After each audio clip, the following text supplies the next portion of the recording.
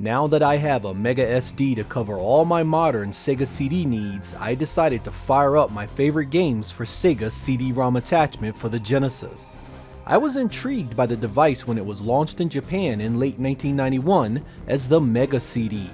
I developed a love for its unique library of games that were often exclusive and remain so even today. It's true that there were some shitty games released for it, but with a library of over 200 games, when the software was done right, the Sega CD more than lived up to its potential. Let's take a look at my top 10 Sega CD games.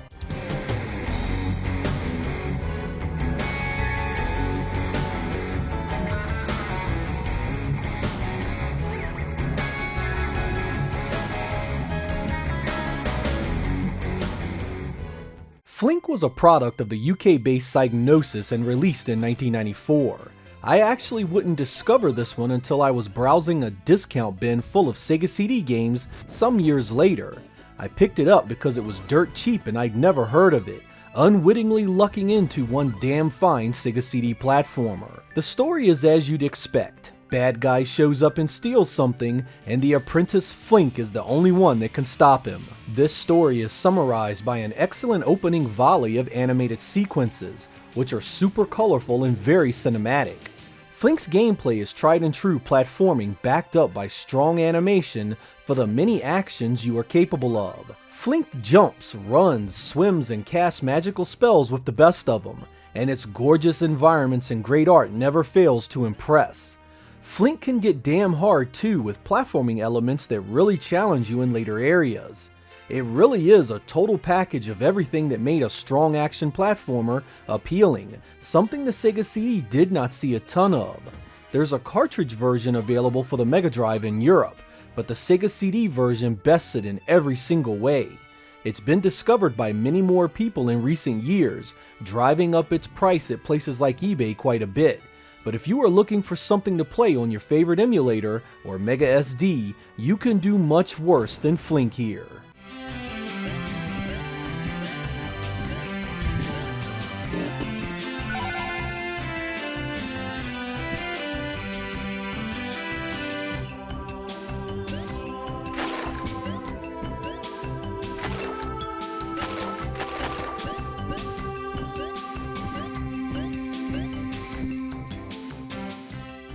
One of the things that I lament most as an owner and supporter of the Sega CD back in the day was just how criminally underused the scaling tech was in the machine. Capable of both sprite and background scaling and rotation, not many games used it for much, often just bonus stages here and there that were so hard you hated playing them.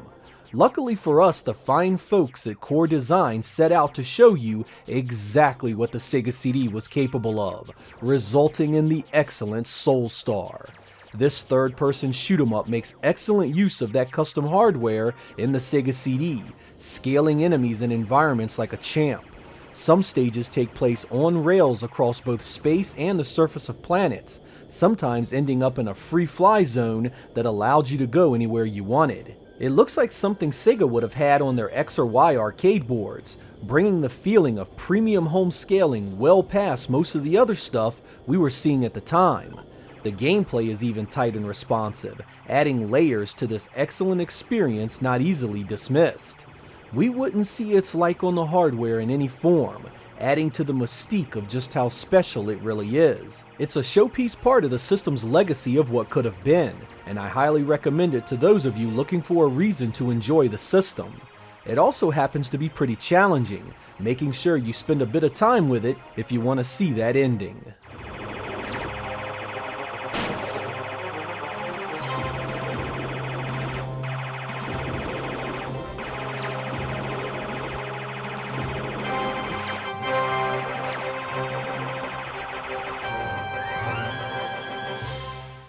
Popful Mail arrived super late in the Sega CD's life in 1995.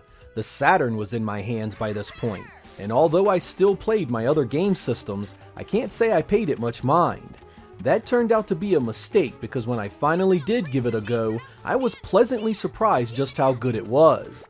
The zany story and characters make up a bright and colorful world full of humor and easygoing gameplay. It's mainly an action platformer with some light RPG and adventure elements. The story revolves around Mail, a down-on-her-luck bounty hunter that just can't catch a break. Your job is to change all that, going after a new bounty that sends Mail onto a much bigger journey of discovery. You have a ragtag group of misfits that accompany you and can be switched to as playable characters with new abilities. This was developed originally by Falcom, the team behind the legendary East series of games. Sega themselves had taken interest in the localization of the US port, wanting to completely reskin it as Sister Sonic, an RPG featuring the sister of the Little Blue Blur himself. This was met with fan backlash in the form of angry letters to Sega, who then decided to back off the project, allowing working designs to move in for the localization. While Sister Sonic likely would have been an interesting change, I'm glad they left well enough alone and we got a closer approximation of the Japanese original. Though working designs did make a number of changes to the game themselves, it's still a good game and one that I play often.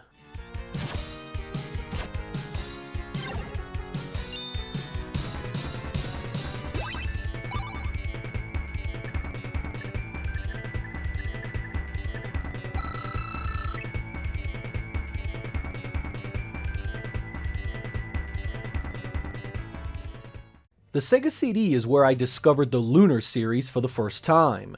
This is the second game in the series, following Lunar the Silver Star.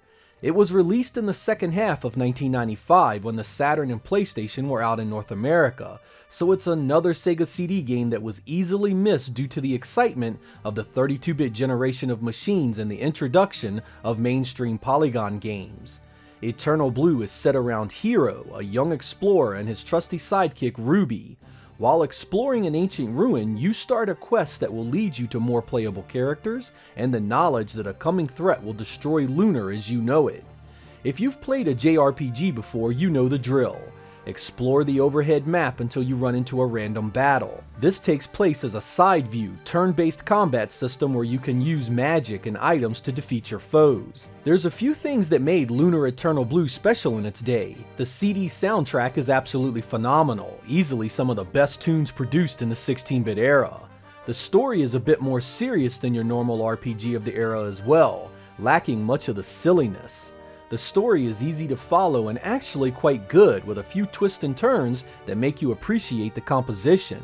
The cinemas are as you'd expect, beautifully drawn and many of them are animated. In-game visuals are solid as well, with more detail and better color than Silver Star.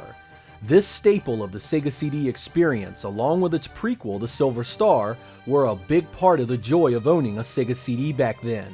They would of course go on to see ports for other platforms, but for a while, the Sega CD was the only place to play them.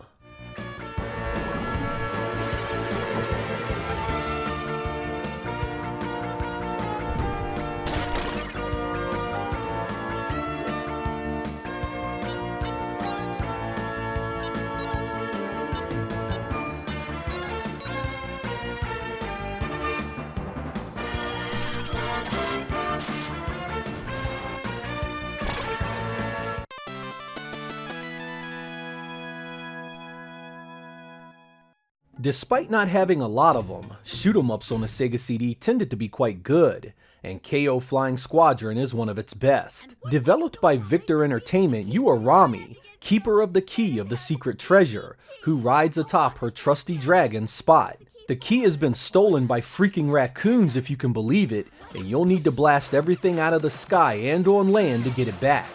The side-scrolling horizontal shooting action is either pedestrian or really hard depending on its excellent difficulty settings. You'll battle all kinds of mechanical ships and creatures to get your key back and discover just what the hell this thing unlocks. Colorful, well-animated visuals aid its great soundtrack in giving you an A+ presentation throughout the entire experience. Believe it or not, this game was actually not well received in its day, likely due to its late 1994 release in North America and Europe and the waning popularity of shoot-em-ups in those territories. It would take a few more years for some appreciation to be shown for it, which of course led to the game skyrocketing in price. You need to sell a kidney to get the US release these days, and even the Japanese Mega CD version sells really high. I'll leave it up to you whether you think it's worth that kind of money, but KO Flying Squadron is definitely a great shooter with loads of personality, a great presentation, and enough challenge to keep you busy for a while.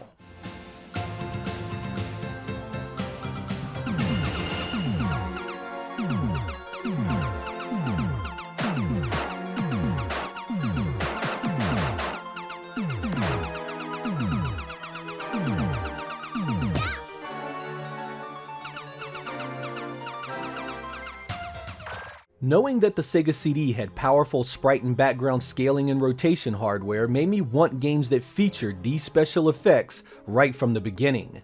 We didn't get much in those early days showcasing it, at least not until Batman Returns landed in 1993, thanks to Malibu Interactive. I had not been a fan of the Genesis cartridge version of the game. I disliked its audio and visuals and didn't much care for the gameplay either. That version of the game is here and playable, but it's the extra combat driving levels that made Batman Returns shine.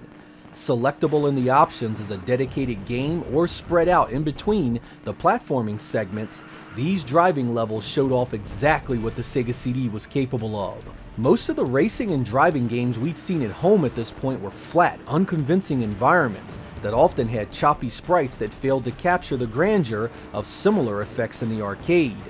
Batman Returns hit an absolute home run in this regard, giving us bumpy roads, peaks and valleys, smooth sprite scaling, and large boss battles on top of it all. It was one of those games you instantly had to show your friends that didn't have a Sega CD, to let them know just how pitiful their gaming existence actually was. These stages weren't just restricted to driving the Batmobile either, as there was a jet-powered boat to play as well. These stages were just as impressive, putting multiple moving scaling elements all around you.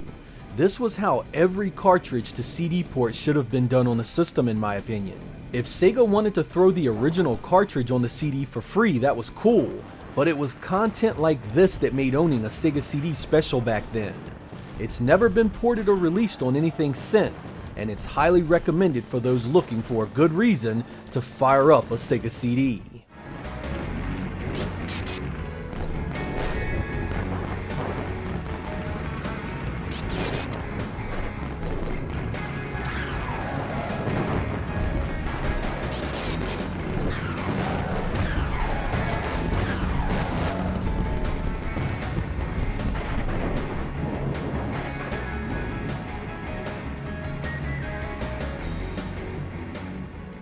Back when the Super Nintendo came out, Final Fight was often deep in the trenches as one of the reasons console evangelists argued about the game systems. Nintendo had it, Sega didn't. So it was quite the big deal when it showed up on the Sega CD shortly after in 1993. Thing is, it showed up big too. It included all 3 playable characters from the arcade, and it had the 2-player co-op mode that had been stripped from the Super Nintendo version. Sega didn't stop there either, adding a completely remixed soundtrack and a survival time attack mode to sweeten the deal. This was an instant win for Sega CD owners early in the system's life, basically giving you a port of the arcade you could brag about to your friends. Most of what here looks great, though there is some dithering in the background colors that drags it down a notch, but the excellent color and animation on the characters keeps the experience impressive overall. That remixed soundtrack is truly a highlight, absolutely destroying the arcade and Super Nintendo tunes that preceded it. These tracks are so good they are worth ripping to your phone or media player to listen to outside of the game. Though it doesn't have as many enemies on screen at once as the arcade, a fair bit of challenge remains to see the end, ensuring a number of play sessions before you see any real victory. It's a damn good console port of an arcade game that saw many concessions elsewhere, and a must-play for Sega CD fans.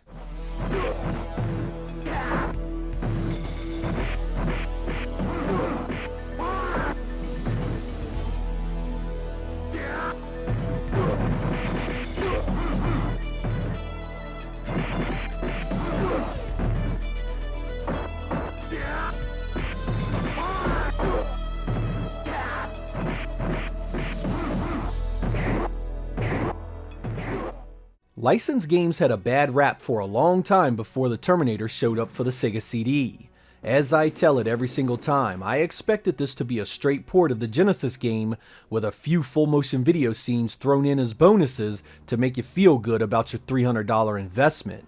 Man, was I wrong, because Virgin Games not only gave us a version completely different from the Genesis game, but different from every other version of the IP as well. This run-and-gun platformer follows the exploits of one Kyle Reese and his bid to stop the ruthless Terminator from catching and killing the lone hope of the future, Sarah Connor.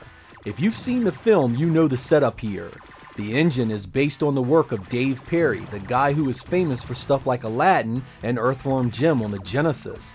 The gameplay is really easy to get into, has lots of weapons for you to explore, and there are plenty of enemies for you to dispatch. There's never a dull moment here, from the opening bots of Cyberdyne Systems to the street punks of the past. Somebody is always in need of a good ass kicking. The story follows the film pretty much one-to-one, and even expands the drama a bit by giving you stages that show how our protector from the future got to the past in the first place.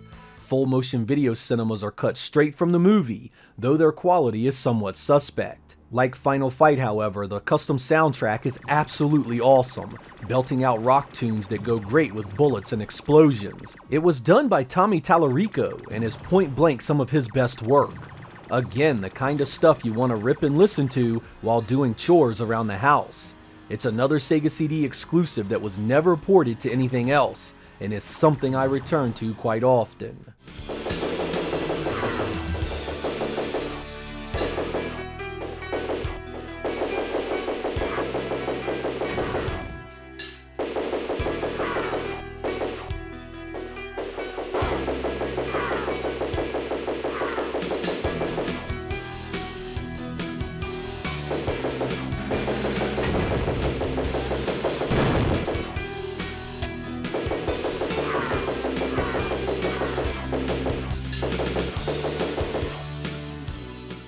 Back in the 80s, console video game stories were often simple affairs with little substance. Even the RPG and strategy games of the era were either so silly to the point you couldn't take them seriously, or so convoluted you lost interest early on. And then there was Hideo Kojima's Snatcher. Its story was heavily influenced by films of the time, and had adult characters doing adult things. It was a game clearly aimed at a gamer that was getting older, and who wanted deeper experiences. Character development, relationships, investigations, and even gunplay factor into the gameplay. When it was ported to the Sega CD in 1995, years after first showing up on Japanese computers in 1988, it still retained much of the appeal that made it a hit. It's done in the style of a point-and-click adventure, basically you navigating the screen looking for conversations, clues, items, and other on-screen prompts to move the story along. The game visually is stunning, even today.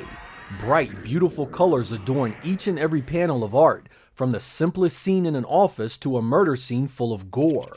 The characters and story are both truly interesting, a futuristic sci-fi affair about murderous robots that are replacing people, and your effort to find and eliminate them.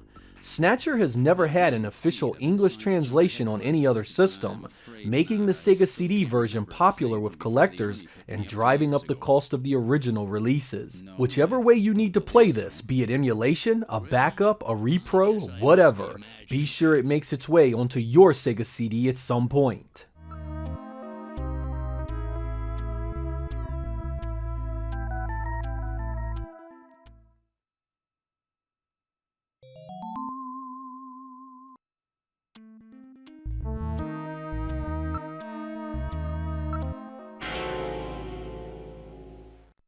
Oh, dear God.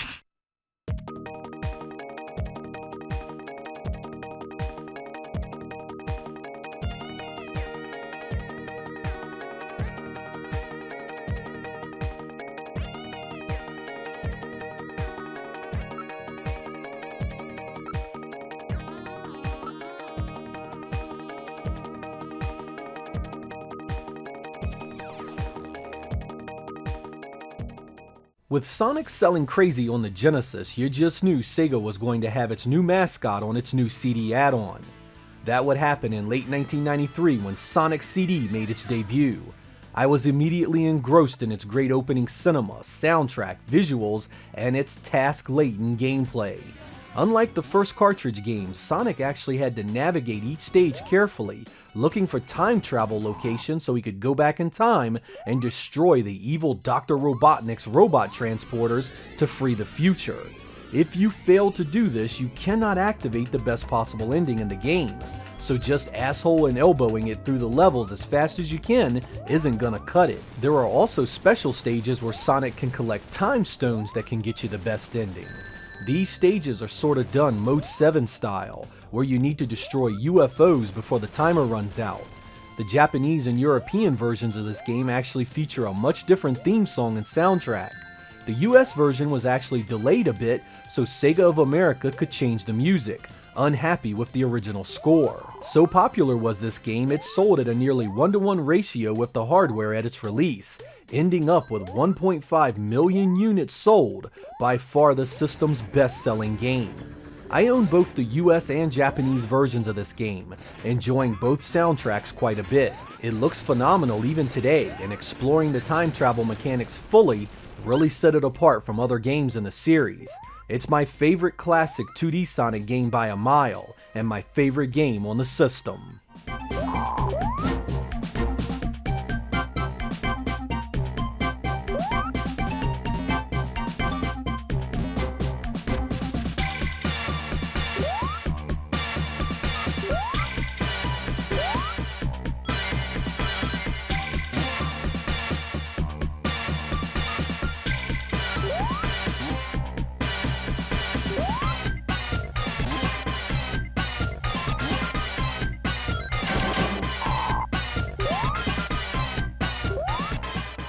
Many opinions about the Sega CD are often centered on its full motion video games or its failure to sell well. I think this truly undermines just how many great games this system actually had. While full motion video games were certainly front and center when the system first launched, these releases actually ebbed later in its life, giving way to many great releases like the one seen here. The Sega CD was also around a lot longer than most people realize. It came out in 1991 in Japan, 1992 in the US, and 1993 in Europe, and was officially supported with releases until its final game in 1996. I think a lot of negativity was born from the fact that many people didn't own the system until later in its life, after a few price drops, which meant the 32X and Saturn were right around the corner. I had nearly 4 good years with the Sega CD, however, and ended up with dozens of games in my library that made my investment never seem wasted. The games you see in this episode just happen to be some of my favorites. I'm Sega Lord X, thank you guys for watching, and I will catch you next time.